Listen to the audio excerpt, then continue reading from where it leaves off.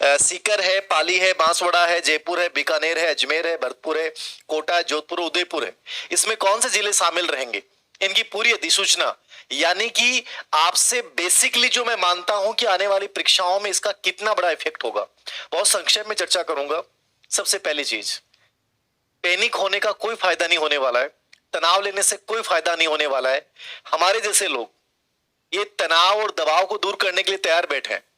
आपको 5 से 10 दिन में सब इंफॉर्मेशन मिलना शुरू हो जाएंगी। सबसे बड़ी बात, इतिहास, कला, संस्कृति में बहुत बड़ा फेरबदल नहीं होने वाला है। मैं हो सकता है मे बी अभी जो एग्जाम होंगी आपकी, उनमें हो सकता है नए डिस्ट्रिक्ट संबंधी कोई प्रश्न पूछे ही नहीं, लेकिन फिर भी आपको साइकोलॉजिकली तैयार रहना है, क्योंकि गजट नोटिफिकेशन जारी होने का मतलब है कि आज संभाग का हुआ, हो सकता है थोड़ी देर में जिलों का लागू जारी हो जाए। इसका मतलब उससे रिलेवेंट इंफॉर्मेशन आपको पता होनी चाहिए, चाहे वो एग्जाम 1 महीने बाद ही क्यों ना हो। अब उनसे रिलेवेंट एग्जाम क्या हो, सूचनाएं क्या हो सकती हैं। इतिहास, कला, संस्कृति आपको ओल्ड तरीके से पढ़ना है, बहुत सिंपल सा फंडा है। जैसे मान लीजिए दादूपंथ संप्रदाय की पीठ कहां पे स्थापित है, तो हमने ऑलरेडी जयपुर जिला समझ रखा था। अब आपको इतना ही याद करना है, दादू जी वही हैं, दादूपंथ की विशेषताएं वही हैं, ठीक है, मुख्य पीठ स्थान वही है।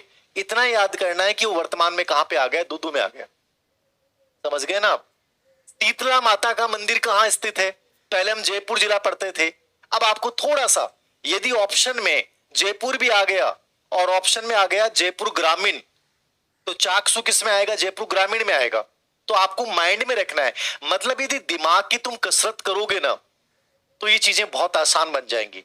और आप भी नहीं करोगे ना, तो कोचिंग वाले तैयार बैठे हैं, और कई लोग तो सोशल मीडिया पे इसलिए बैठे हैं कि वो ये चीजें आपको डालेंगे, बताएंगे देखो इतिहास, कला, संस्कृति में प्रमुख युद्ध स्थान थे, महत्वपूर्ण जो जगह हैं, यदि वो दूसरे डिस्ट्रिक्ट में जाती हैं, तो हल्का सा जो आपने नोट्स बना रखे हैं, जो किताब आपके पास है, वही अंडरलाइन करके आप लगा लीजिए, ठीक है, कि चाक्षु माता का मंदिर जो है जयपुर ग्रामीण में है, नारायणा पीठ जो है वो स्पेशली दूदू में है, ठीक है, रामसनई संप्रदाय है, मान लीजिए कि वो शाहपुरा में है, पहले भीलवाड़ा अपन जिला मानते थे, वो शाहपुरा। तो इस प्रकार से आप खुद भी अच्छे से मेहनत कर सकते हैं।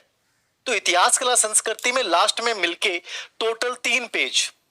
मैं भी ओम जी सर से बात कर रहा था, मैंने कहा कि कोर्स में आपने पढ़ा रखा है इतिहास, कला, संस्कृति, जो भी सेकंड ग्रेड का कोर्स है, फर्स्ट ग्रेड का कोर्स है, कॉलेज लेक्चर का कोर्स है, तो क्या चेंजेस होंगे। बोले सर मैं 3 पेज के अंतर्गत पूरा समझा दूंगा कि क्या क्या चीजें आपको कैसे कैसे करनी है। तो इतना पैनिक होने की आवश्यकता नहीं है, हो जाएगा। सबसे बड़ा परिवर्तन जो चेंज आया वो ज्योग्राफी में आया।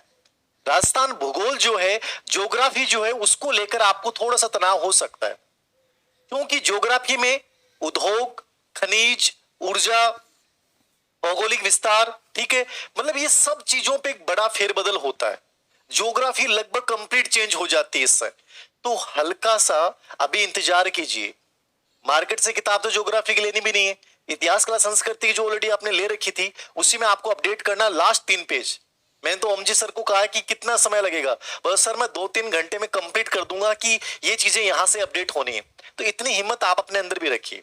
ज्योग्राफी में बड़ा चेंज होगा मैंने कहा, लेकिन वही चीजें हैं कि कोई महत्वपूर्ण ऊर्जा संसाधन था वो जयपुर जिले में था, जयपुर में था, वो जयपुर ग्रामीण में चला गया, वो जोधपुर ग्रामीण में चला गया, ठीक है, वो शाहपुरा में चला गया, वो कोटपुतली में चला गया, वो दूदू में चला गया, ठीक है, तो वो थोड़ा सा आपको नीमका थाना में चला गया। तो पता है हमें ध्यान देना है। पहले हम ये समझते थे कि गणेश्वर सभ्यता सीकर जिले में है, अब हमें इतना याद करना है गणेश्वर सभ्यता नीमका थाना में। बाकी नदी तो वही है, कांतली नदी रहेगी, याद रखना। खोज उत्खनन करना वो है, खोज और उत्खनन करता वही रहेगा। तो बहुत बड़ा कोई बड़ा चेंज नहीं है, लेकिन आप उन चीजों को कैसे करते हैं इस पे बहुत इंपॉर्टेंट है, यानी प्रोसेस क्या अपना रहे हैं सबसे महत्वपूर्ण है। तो इन डिस्ट्रिक्ट को लेकर बहुत ज्यादा पैनिक होने की आवश्यकता नहीं है। मुझे लगता है कि बेसिक पर्सन ज्यादा आएंगे। कितने जिले हो गए, सबसे छोटा जिला कौन सा है, वर्तमान में सबसे बड़ा जिला कौन सा है, किस कमेटी की सिफारिश के ऊपर इन जिलों का गठन किया गया है, ठीक है, किस कमेटी का कार्यकाल अभी बढ़ाया गया है, ठीक है, और गजट नोटिफिकेशन कब से ये अधिसूचना लागू हुई है कि नवीन जिले इस समय से प्रभावी होंगे, कौन से संभाग में कौन सा जिला जो है वो शामिल किया गया है, सबसे छोटा जिला कौन सा है। जनगणना के आंकड़े परिवर्तित नहीं हो सकते क्योंकि जनगणना अभी हुई नहीं है। जनगणना होगी, ये राजस्थान सरकार अपने लेवल पे अपडेट करती है, तो बाकायदा उसका नोटिफिकेशन आएगा, राजस्व विभाग उसका नोटिफिकेशन जारी करेगा, चाहे वो पशुधन संख्या है, चाहे जन घनत्व है, चाहे वो साक्षरता प्रतिशत है, तो उसको लेकर अभी आपको तनाव लेने की आवश्यकता नहीं है। ठीक है, वो चीजें बात की हैं। अभी आप यदि बेसिकली यदि इसको लेकर तनावग्रस्त हैं, तो मैंने कहा इतिहास, कला, संस्कृति में लास्ट 3 पेज, ज्योग्राफी में आपको थोड़ी सी मेहनत करनी पड़ेगी, और यदि टीचर अच्छा है तो वो इन चीजों को समझा सकता है।